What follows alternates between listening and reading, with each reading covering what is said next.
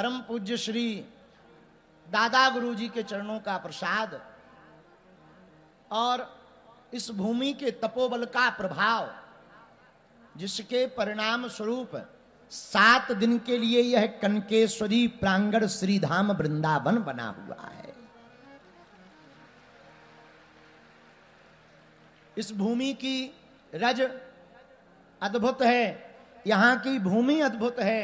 ऐसी पावन मध्य प्रदेश के अंतर्गत उपमाया नगरी कही जाने वाली नगरी मां अहिल्या बाई के द्वारा स्थापित, जिनके नाम से पूरे विश्व में इस नगरी को जाना जाता है, और वर्तमान में पूरे भारत में सबसे ज्यादा स्वच्छ नगरी, सबसे ज्यादा बार स्वच्छता में नंबर 1 आने वाली नगरी का नाम इंदौर है। अच्छा, नगरी तो स्वच्छ है, कथा से लोगों के मन भी स्वच्छ हो रहे। नगर स्वच्छ हो, तन स्वच्छ हो, मन स्वच्छ ना हो तो गड़बड़। भाई किसी के पास गाड़ी बहुत बेहतरीन हो पर ड्राइवर ना हो,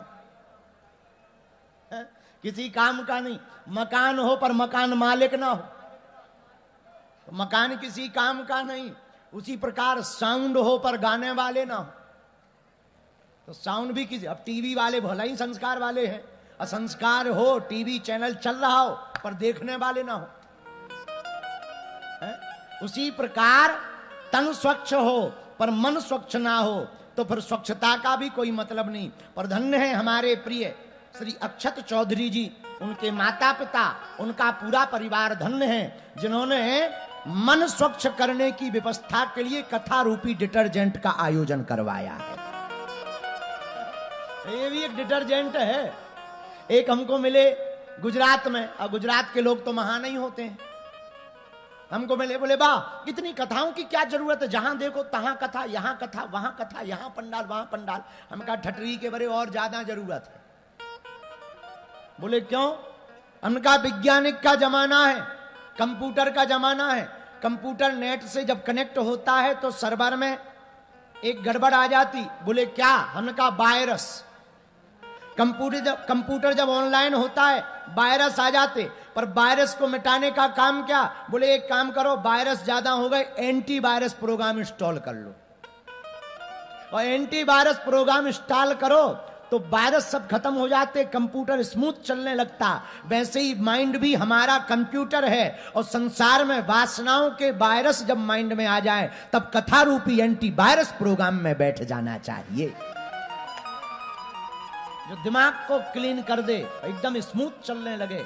इसलिए हमने एक पद्धति निकाली भारत के लिए और पूरे विश्व के लिए।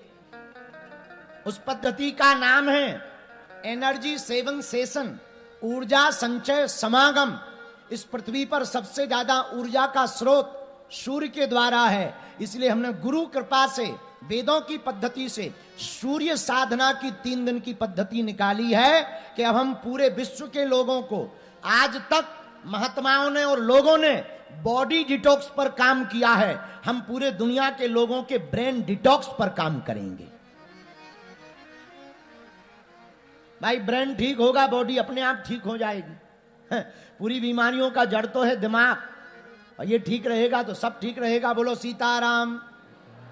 तो धन्य है ये नगरी, मां अहिल्याबाई की यह पावन नगरी इंदौर, जहां 2 साल से हम तुम लोगों के प्राण खा रहे। दूसरी बार आए हैं, पिछली बार राम कथा लेकर आए थे, इस बार कृष्ण कथा। बात भी सही है, त्रेता युग के बाद ही द्वापर आता है। हम कहना कुछ और चाह रहे, राम मंदिर बन गया, अब मथुरा की बारी है।